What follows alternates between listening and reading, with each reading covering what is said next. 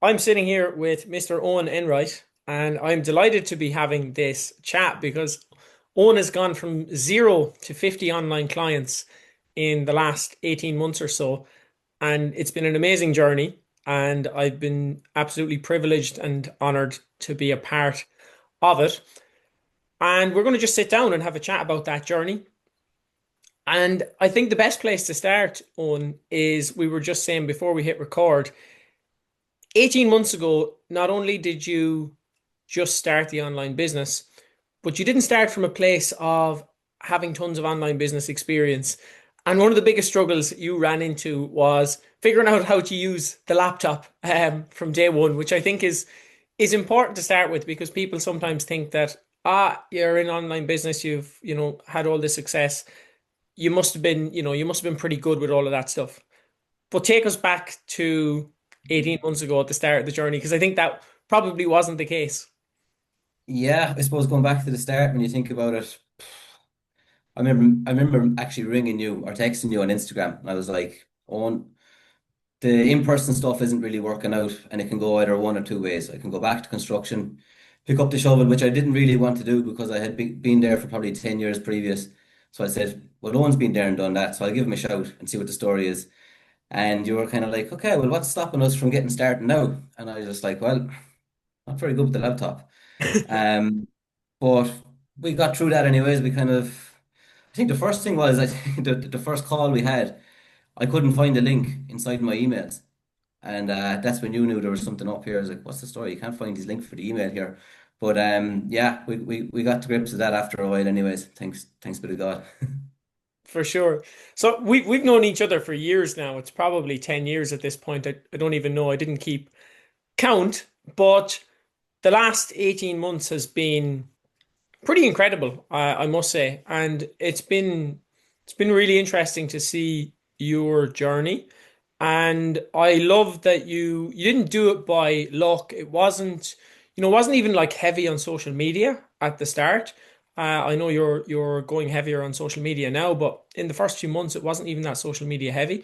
You weren't like chasing the virality or you weren't doing any kind of crazy social media strategies. It was really like built up brick by brick, like strategy, a lot of, connecting with people, giving a great service, relationships, all of the stuff that is really important. So I'd love to kind of just walk through what made it work for you and effectively just show people what's possible and show people that it is possible to start from zero, not even able to kind of get Zoom up and running and not knowing how that worked and get to 50 clients over the course of a year and a half.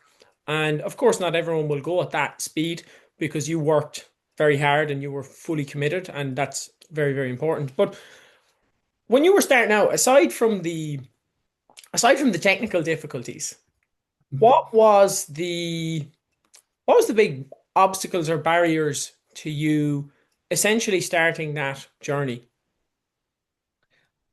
Probably one of the biggest ones was posting and posting regularly because I had a couple of fears in the back of my head of what would people think. And you'd have those insecurities, especially coming from a background where I was in construction for a long time. And, you'd have lads like, look at the man there with no oceans going online, do online personal training. Who does he think he is? Like, but I just said, look, I have nothing to lose. I'll have a crack off it and see what works. And thankfully it has worked so far, and hopefully it will continue to work. But yeah, I suppose to answer your question about what were the biggest obstacles, right, we're back. We're back.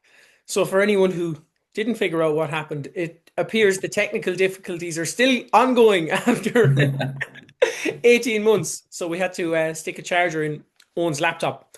But we're back. So I think you were just saying there, Owen, the one of the big struggles was the fear of maybe putting yourself out there and getting out on social media and what would people think. And it's funny as well. I'm actually at home right now recording this interview, and it's very different. Like it's not really the thing that most people do, right? Going online, like recording content, like making videos, putting yourself out there. Like it is kind of a strange thing to do for a lot of people. But I think when you overcome that fear, at least for me, because I had that fear as well at the beginning, particularly around when I did the podcast, when I was on social media, I found that that fear basically disappeared though as soon as I started. Like it's a great quote. Fear is an inch, a mile wide and an inch deep. Like once you actually go in, it's once you start, it pretty much just disappears once you do it and you put yourself out there. Was that the case for you? Did it linger at all? Definitely lingered, yeah. Like there's, I suppose at the start you had those voices in your head, and I think as things go on, you start getting results with clients and things like that. I think those voices just get quieter and quieter. And I think once you have a good reason for doing what you're doing, like you're not doing it just like, ooh, bit of clout, you're helping people to become fitter and healthier.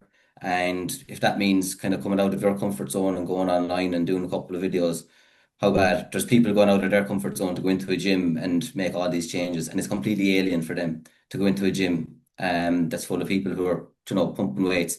For a lot of people, like for example, Rahul was a doctor that trained with me for over a year, and like Rahul had never really set foot inside in the gym before, and when he came to me, he was so nervous. But once he kind of got going, he kind of came out of his shell, and now he goes to the gym on his own all the time. So it's very rewarding in that sense. Definitely, yeah. And I remember him because he was one of the first clients, and you were He was one of the documenting that OGs. story. Yeah, that was great to see, and the fulfillment that you got from seeing that, I get the same from fulfillment from seeing you going through that process as well. And it's like all of the hard work. It's a very fulfilling role to be in the coaching role, and without doubt, without doubt, you've got to overcome those obstacles and stuff, but in terms of the role that you're playing now for people, are you finding that to be a fulfilling role compared to what you were doing before? Has there been any big kind of change for you in terms of how you show up in your work? Yeah, definitely. Coming from a background of construction, I was a plumber. I was driving trucks and diggers out here in Australia for a little while, before going into personal training. And like, I can't ever say there was the day I came home from work and I was like, "Jeez, glad I done that day's work now." But when I get a text on a random Sunday morning from a girl who's down in Perth and she's after fitting into a dress, that didn't fit her 6 weeks ago, or 6 months ago, whatever the case may be, and you're getting those messages, like that's very fulfilling in comparison to what I was doing before. And there was nothing wrong with what I was doing before. It was great, able to make good money off it and the whole lot, but I just never found it fulfilling personally. Yeah, it's really important as well. I think when you're a very social guy, right? Like you're a very human centered guy as well, like myself. And I feel like that's an important part of jobs for us as well, is to just be connecting with people and have good people around you and help them through their struggles. And obviously when you've been through those struggles as well, you can share a lot because like you said, the fears that you overcome to go on and talk on social media or create content, your clients have those same fears, but they're just in terms of showing up to the gym or in terms of doing something else that's outside of the comfort zone there as well. So I think that's amazing. I think that's really, really cool. And aside from just the work fulfillment, one thing that I think is really cool that I've watched you do over the last 18 months as well has been just the lifestyle that you're living. And it's played quite an important part, I think, in the coaching as well, and the messaging in terms of the hobbies. Like you've been promoting a very active lifestyle. You've been doing different hobbies. You've been doing different sports. Right now, a week from now, tomorrow week, I think you said, you have Tonight your week. tonight week. You have your Yeah. fight night coming up. So I'd love to just hear how life has changed in that regard, because I can imagine when you were doing 12-hour days in construction, there wasn't a lot of time for all of the stuff that you're doing now. No, absolutely not. I think at the time I had signed up with you for a 12-week plan before I was going coaching inside and fitness first. And I was just barely carving out time for a session after 12-hour shifts. Whereas now, in the last probably 3 days alone, I done a boxing session Wednesday, done a gym session, a boxing session on Wednesday, a hurling session on Thursday. I done a high rock session today. I'm going to do a boxing session tomorrow, and I'm going for a round of golf on Sunday. So it's a completely different lifestyle. I've got all this time because I love doing hobbies. I love taking up sports and trying my hand at anything. And to have that bit of flexibility to be able to do that and to actually encourage people to do that as well, because every single one of those sports I've just listed, it's great for people to be doing. Like, and there's a social aspect to each of those as well. So with the executive fighter that's on next weekend, there's been 20 of us training together for the last 8 weeks. And there's one of those guys, I think he's lost 10 kg in 8 weeks by just showing up each week and doing the boxing, and he loves it. So I'd say he's definitely a guy who's going to kick on from here as well. And whatever couple of bad habits he had before, I'd say they're gone in the bin now, and he's just going to push on with his health and fitness, I think. So it's brilliant. Yeah, and man, that's so important. Like, because for me, when I'm building, like you know my story, I never shut up about it effectively, but I built the wrong business a couple of times where I wasn't working with the right people, or I was just focused on the wrong things. I was putting too much focus on just the business and the financials of the business, and not enough focus on like the actual life that allows me to live and the impact it allows me to have. And I think early on I made those mistakes, and it didn't bring the kind of fulfillment and the day-to-day happiness initially. Whereas now, like yourself, I'm very clear on the life that I want to live. I'm very clear on who I want to work with, how I want to help them, and I absolutely love it. And it allows free time for those other things that are important, hobbies, learning skills, being able to pass those learnings and stuff on to your clients as well. And I think that's probably actually been quite an important part of your messaging and just your brand, right?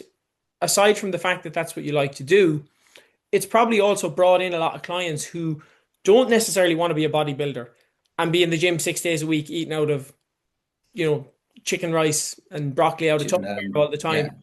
Um, but also, probably don't want to do the kind of Weight Watchers thing, right? They want to have that balance of basically being able to live a fun, active, exciting, normal life while also maintaining health and fitness and social life and all these other things. So I think that's probably been quite an important part of your messaging and your brand as well in terms of bringing the right people in.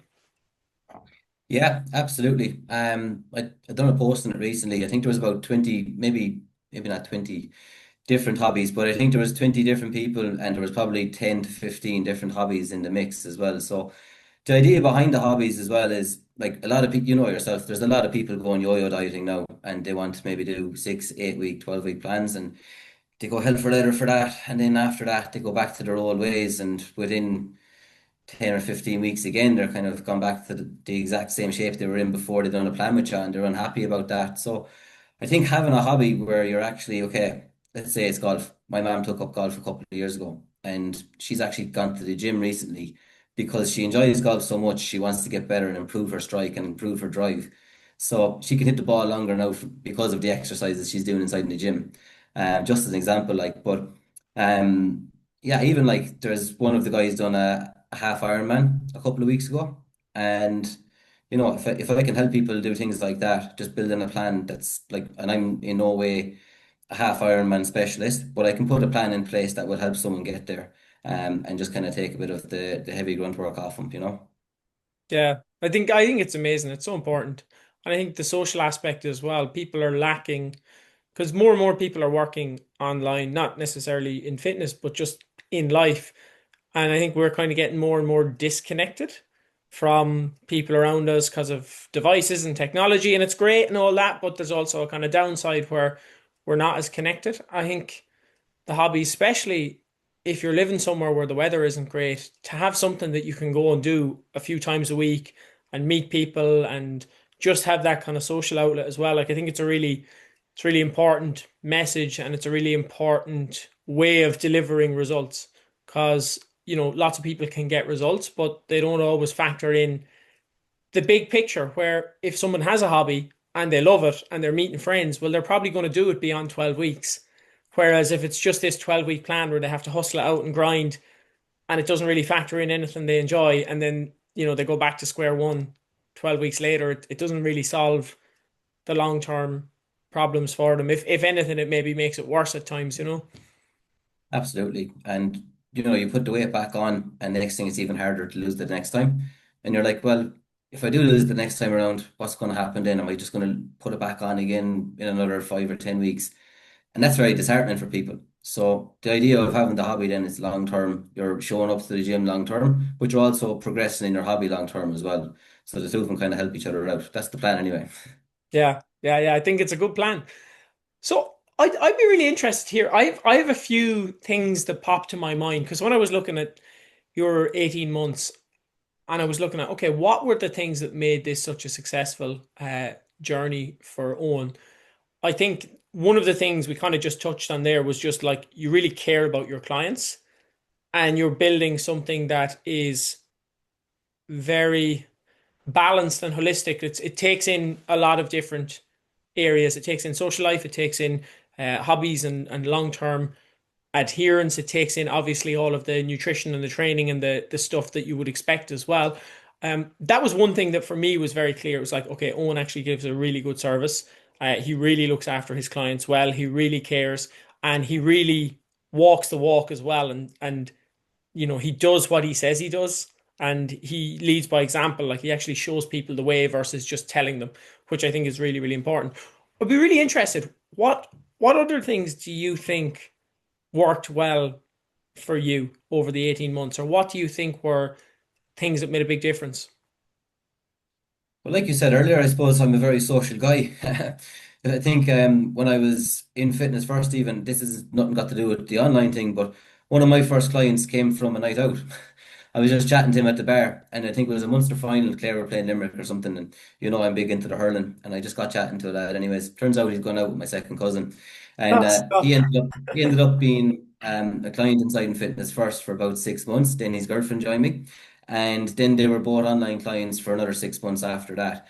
So just like little relationships like that. Playing hurling down through the years, I suppose. I know a lot of people kind of stop hurling at late 20s, early 30s, and they're kind of left twiddling their thumbs with what they do now. And for a lot of people, I think when they retire from GA, especially, it's not as big here in Australia because they like to stay active and keep going. But I find when people finish playing GAA, they down tools. That's it. It's work, build a house, have the kids, and they don't really care about their physical health after that. So I do think that's a big thing. If people kind of know me from playing a bit of hurling over the years, they're probably more likely to sign up and look for my help in the future. Yeah, for sure. And I think that's so important because relationships, I have this belief that business is just relationships and then solving problems for those people. And I think when it came to problem solving, right, you were really good at that for a couple of demographics. And again, it's like your brand and just your brand, if you're being social, you're really kind of building personal brand in the real world. That's effectively everyone talks about personal brand these days. But like personal brand is just what people think about you and what like how they know you and what they associate you with. And I think you did that so well in the real world that it was really beneficial to the online world because in the first few months we didn't even do that much content. It was very little content in the first few months.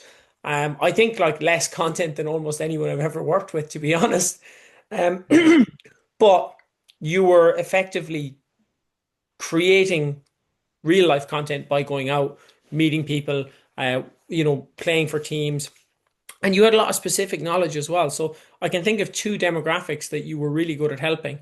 And I think that that specific knowledge was really, really valuable. So one was the construction workers, because you'd been in that position where you've been in a digger for 10 or 12 hours a day, and it's very difficult, nutrition, training, all the rest of it. And then, as you alluded to there, also people finishing up with a sport that they maybe had for 10 or 12 years and then not really replacing it with anything. So I'm interested, how did your own life experience help you to then actually help those people? Yeah, well, I suppose one of the biggest ones was when I was down in Perth. I was doing my regional work in a mine. So about a 2 hour flight, working 3 hour or 3 weeks on, 1 week off. And in the first probably excuse me, in the first 6 months of that, I was going up to the bar most evenings, having a couple of bottles, and sitting into the machine again the following day. Not a very healthy lifestyle, and I kind of pulled myself out of that then after a while because your weeks off then you're kind of playing catch up. What did I miss out in the real world? And you're trying to enjoy yourself and go out then and meet people on your week off as well. So then it's a vicious cycle. And then after a while, I figured out, well, listen, I've got 3 weeks up here where I can put the head down, train hard, eat relatively well if the camp has good food, and if not, I can improvise and bring stuff up with me. And I kind of figured out after a while, this is actually a great place to get in shape.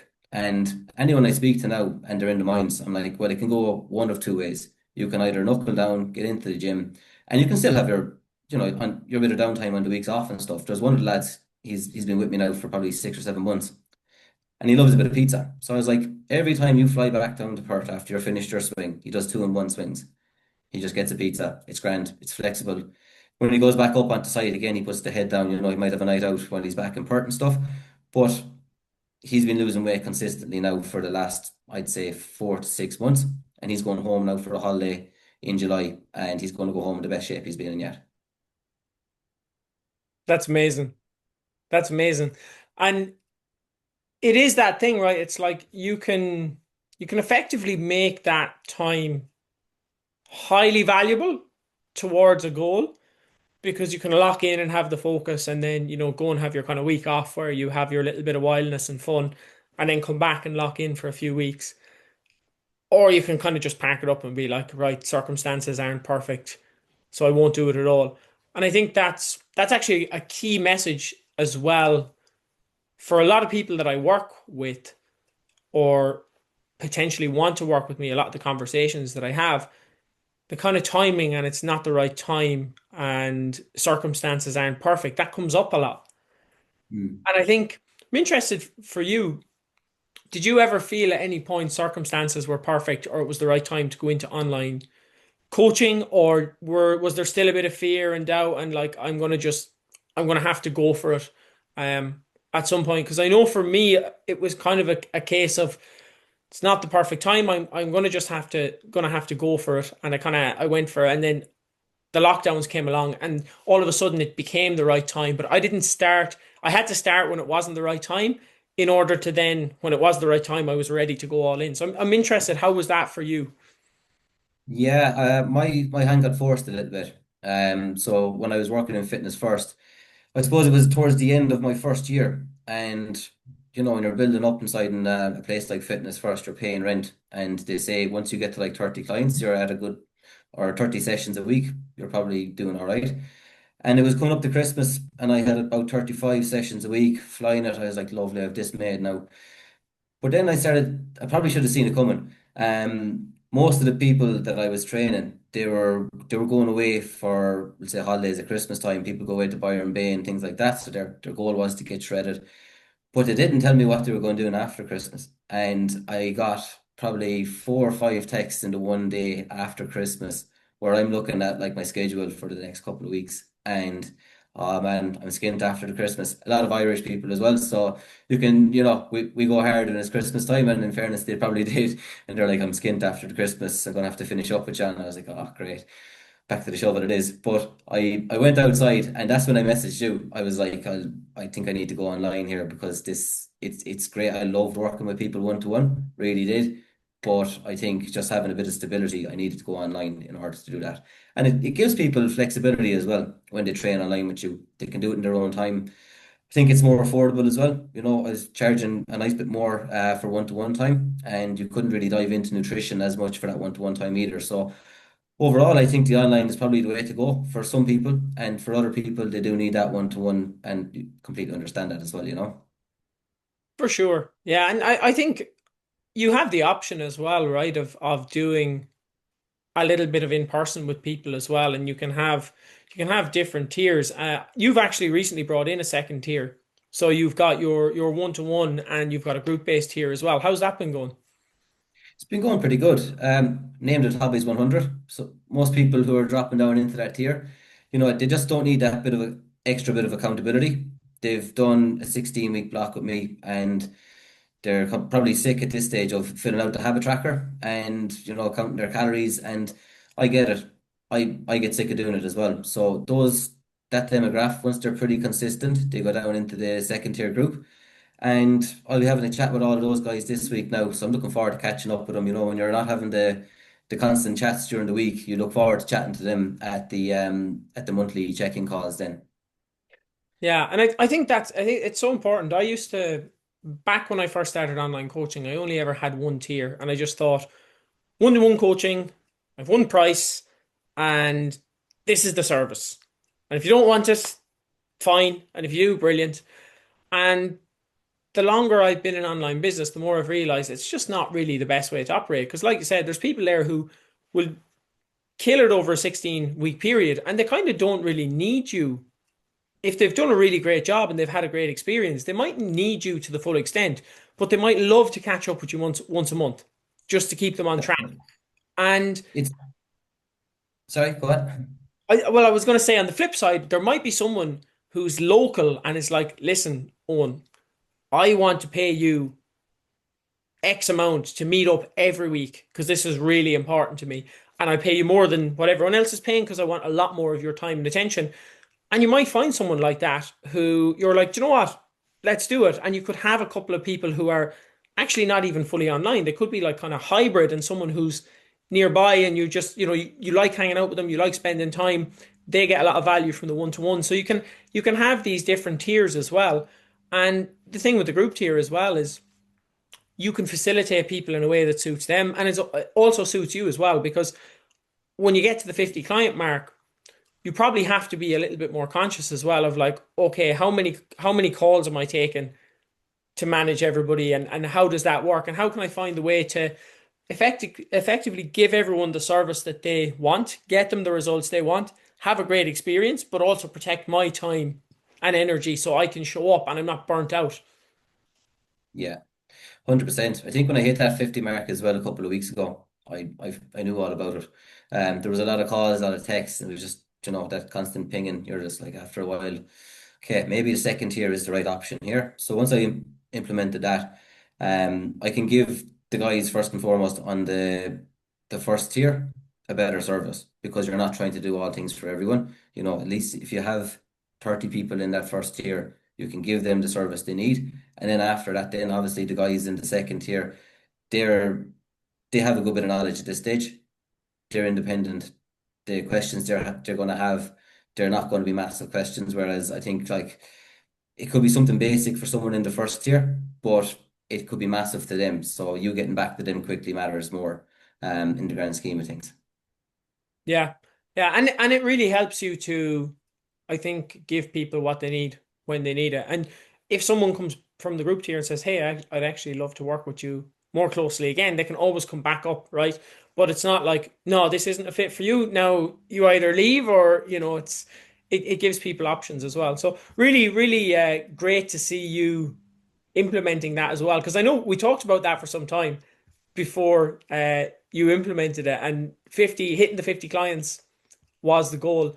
Did you notice it was pretty easy to implement? Was there any kind of difficulties or obstacles in implementing it? It was pretty straightforward. More or less just setting up the WhatsApp group, just having the calls with the guys, see if they're happy enough to go into it. Everyone was happy to go into it because it was costing them less and they were just getting the same structure as they had. And I think a lot of people after, we'll say the 16 weeks, they just love the structure of having a program. And then we have that call every month where we're like, okay, where do we want the program to go for here? And some people are coming to me now with new goals. One of the guys, I asked him last week, I'm going to hopefully get you to finish up on the first tier. And if you want to jump into the second tier, we can go from there. And he was like, yeah, perfect. I really enjoyed the first block we've done, but now I want to train more specifically towards a high rocks. So I'm like, perfect. I'm doing a high rocks in a couple of weeks anyway. So we can definitely help you out there. So just building out a plan for him now for the high rocks coming up. And he's still inside in the second tier.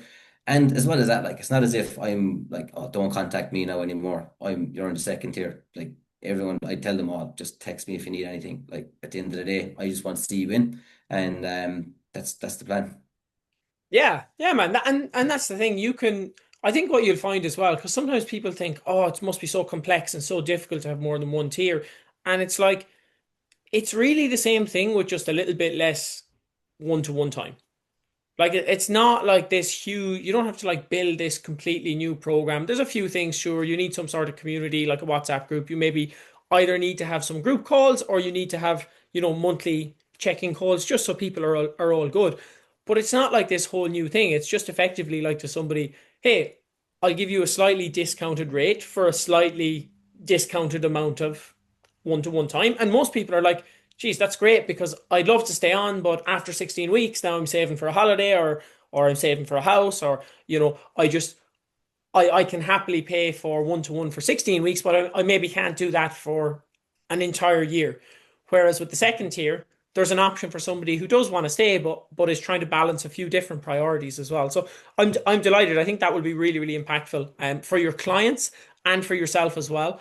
And you can continue to just refine that. And you should probably actually explore some other tiers as well. I've done some interesting exploring of just tiers and what I can do. And you can get quite creative in terms of if there's somebody nearby, you can give them some one-to-one time. I even had one of the clients fly out to Sofia there recently, and it was kind of just something I threw together. I was like, this would be kind of cool. Obviously, for the Australia bunch, it's probably not very accessible, but for people who were within Europe, I was like, this could be cool. I have a spare room in my apartment. I could effectively fly somebody out and spend a few days. Their accommodation would be covered, the whole lot. They'd pay me for my time, of course, but we'd sit down and actually build out stuff together. We could build out a YouTube channel or an email list or all these things. And we did just that, and it was really cool. And initially, I was like, oh, I'm not sure how to price it, and I priced it as like a small holiday, and effectively delivered a small holiday. On the other side, we did some cool things. We did a mountain hike and a few other bits as well, and it was amazing. And I realized I'd actually underpriced it for the value that was received. But it was like just this cool thing where it's like, hang on a second, like I can actually be quite creative. And some people want a lot more support, and some people don't want that much. And then some people will sit in the middle, which is kind of like your standard one-to-one. And there's people both sides, and it's really just like how can I serve people in the way that suits them best. And you can actually have lots of different ways that you can serve people as well. So I think that's a really good move, and I'm glad that it was pretty straightforward for you as well because it's such an easy thing to do, and it can have such a huge impact for your clients and for yourself as well. Um, one other thing I'd love to ask you about, Owen, because I think this was definitely very impactful in your business growth, particularly over the last 6 or 8 months, or maybe even a little bit longer. You have been really creative with your offers, and you've had a really nice flow of different offers and just cool ideas and different kinds of programs solving different problems for different people at different time frames. And for me, looking in from the outside, I think that's been really impactful. I think it's been really cool to see. It's been really cool to see your creativity, but it also seems to have worked really well and connected really well and brought a lot of people in who obviously were like, this bullseye challenge is exactly what I need because it's this specific period of time and it's speaking to me. Or there's this other challenge that is a good fit. So I'd love to hear your thoughts on that because I think that was really cool to see. Yeah, I think it was probably towards the end of 2024. There was a good few seasonal offers. You had the probably 6 weeks out, 8 weeks out from Christmas. You had the Black Friday sale. I think they were all just gauged off that. I think one of them, the drive for 2025, that came from Limerick. We're going for 25 or for five in a row. I was just thinking about it. That'd be a great one to put in there as well. But there was the bullseye one. Yeah, there was a good few other ones as well. They done quite well. But the thing about them all was. Um, 6 weeks out from an Australian summer, there's definitely people leaving at last minute. 8 weeks out, there's people, doing the exact same thing. So kind of just people are just fighting against time, and they probably just want to eliminate the guesswork. And well, they'd be kind of fools not to take you up on an offer like that guarantees results. Um, and that's like essentially when I'm on a call with someone, I give them the guarantee. If you're not happy by the end of this 8 week block, I'll work with you for free until you are. Yeah, and I think that's really important as well because it shows your confidence in your results, and people know they're coming in for a result. I think that's very important as well. Too often coaches are talking about just come and join my coaching without actually telling people what the result is. And it's kind of vague and broad. I think you were always very good at like, here's the result, and then delivering the results as well. Because your client results, by the way, throughout this entire time, I mentioned your client service and you being client focused, but you've been banging out client results like pretty much since day one. Obviously not since day one because it takes a little bit of time to get the first few people results. But like within your first 2 or 3 months, as soon as you had a few online clients, you were just banging out results consistently. That's played a big role as well, I'd imagine. 100%. Yeah. Well, I suppose the proof is in the pudding, as they say. And if they're not if I'm not putting out results, then who's going to want to work with me? And I actually love when people get a great result. And I think at the start you kind of just have to lay down a couple of ground rules to people. Like it's not going to be easy. For the majority of people, change isn't easy. It doesn't happen overnight. And once people just accept that, and they accept that the first 2 weeks there might be no result. For some people, there might be 3 kg lost in the first 2 weeks. Other people, it might take a month. And you just kind of lay out the expectations at the start. And it kind of gives them a bit of breathing space. Well, okay, it's not going to happen straight away. If it does, great. And that's kind of how I run things a little bit. Yeah, it's been working so far anyways, thank God. Yeah, and I think that's a very fitting message considering your own journey. Would you say that applies to your 18 months as well? Because I think when we spoke probably 6 or 8 months ago. I know you did a video for me previously, and one of the things that you mentioned in there was like the one big key takeaway was consistency on the right things. I wonder has that changed in the last few months? Not a bit. It's the most important thing, whether it's someone being in a deficit and the little habits that they have to do each day to stay in a deficit. It's the exact same for me in business. And you probably know the exact same. I've been getting this from you over the years and just been relaying it onto my clients, and it's no different for me. And if it's not broken, don't fix it. Yeah, I think, man, that's such an important point as well. I think too often, like one of your superpowers in this whole thing has just been you never really questioned anything. Like not you questioned in terms of you wanted to know, but you weren't like trying to go rogue or like do crazy things or like, oh, I have to try this, I have to try that, or you were very just methodical, consistent, using common sense of like, I'm good with people, I'm good with connecting with people. I think you even had some partnerships and people you were working with as well.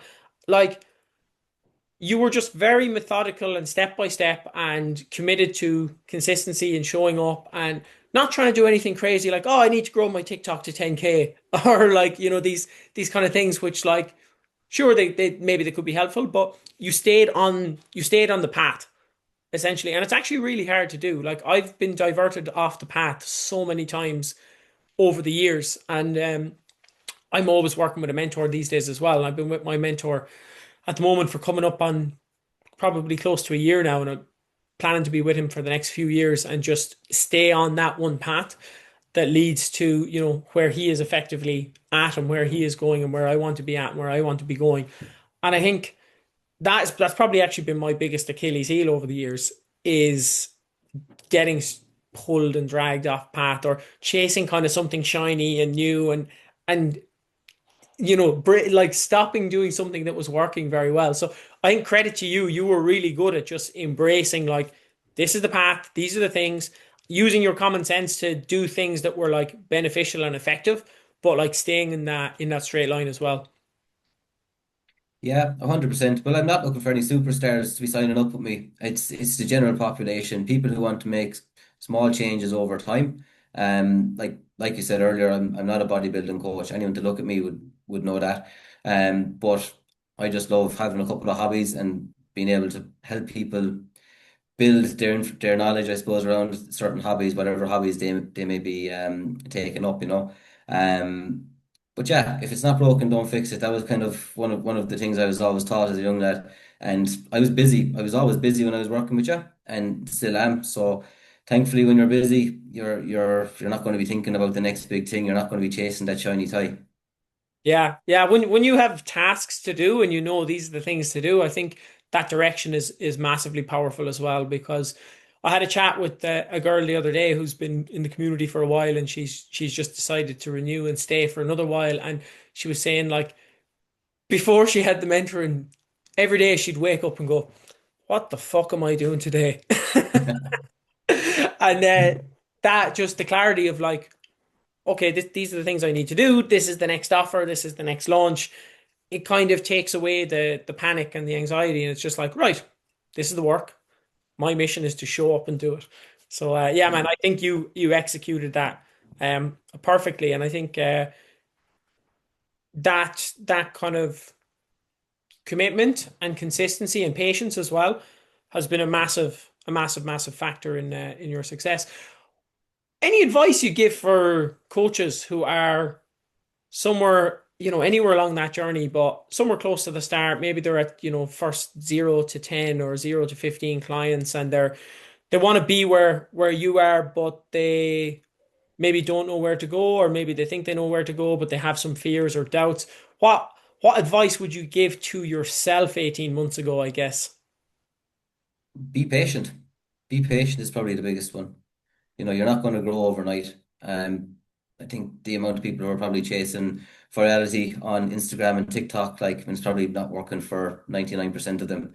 It's probably not going to realistically work for most people. But just be patient, do the daily tasks that need to be done, and don't panic. If you lose a couple of clients, you lose a couple of clients, don't panic. There's going to be more people coming in. Yeah, that's part of the process, isn't it? We didn't mention that, but I think that's something we all just have to get used to as coaches and mentors and in Absolutely. business. People come, people go. Some people are there long term, some people are there short term. I think giving everyone the best service you possibly can and being patient. Um, That's it. Once your heart is in the right place and you're helping people, you can't lose. no, absolutely not. For someone who's on the fence about getting mentorship or guidance or working with somebody to make that process happen, what would you say to them? How impactful was the mentorship experience as part of your journey? Massively impactful. If people can afford to do it, 100% do it. Like, it's going to pay you back in the long run. And I'm not even saying like it's expensive by all means. It's a client a month will probably pay for it, two clients maybe, and you're elected. And the knowledge you'll get, you're going to know it for the rest of your life. Anything else to share? Anything? Any closing thoughts? I think that's a very powerful statement. Not really. No, I think we're fairly good. You've been absolutely excellent in my journey as well, from coaching me for the first 12 weeks. And I was able to relay all the information you gave me to clients in the gym, and then to go back to you then to be an online coach as well. Excellent. Well, thank you, man. I really appreciate the words, and honestly, it's been so enjoyable, and it's been a real honor and a privilege to work with you as well, and to see your growth. And yeah, I'm just excited to see where you continue to go from here, because you've built a serious foundation in a very short period of time. And yeah, the work ethic, the patience, the commitment to excellence for your clients. And just being an all-round great guy. I'm delighted for you, man, and it's a real full circle moment to be here on a laptop after figure out that laptop 18 months ago. I'll never forget. That'll always live in my memory. And man, also a testament to you, by the way, that probably should have mentioned, but testament to you to jump into online business as not a techie guy, right? Who came from a background of construction, who came from a background of like not living on a laptop, and effectively being like, I'm going to start this online business, and I'm struggling to find a Zoom link. Like, there's a lot of kind of courage there, and I think courage and just go for it and I'll figure it out mentality. And I think those are really great traits that I've seen show up. Lost a lot of sleep as well at the start. Yeah, well, look, it can't all be Who's played. the tutor? Mr. Enright, thank you so much for your time. I really, really appreciate you jumping on and having this chat. I think it's going to be very impactful for anyone who listens and who's on that journey. And I wish you nothing but future success and health and happiness in your endeavors and your hobbies and your fight night today week. Thank you. Actually, if anyone is watching this in the meantime and they want to make any donations, where can they find you? Where can they find the links? You told me that people who make a donation of more than $20 can watch the fight as well. So if you want to share any of that stuff, please do. Absolutely, yeah. The link is in my bio on Instagram. Just go to Owen Enright, and yeah, you can stream it if you make a donation of $20. You can stream it. All money going to Sydney's Children's Hospital as well. So it's a great cause. Thanks in advance. Awesome, man, brilliant. And yeah, I am looking forward to watching that fight, and I'll be cheering you on and supporting you from afar.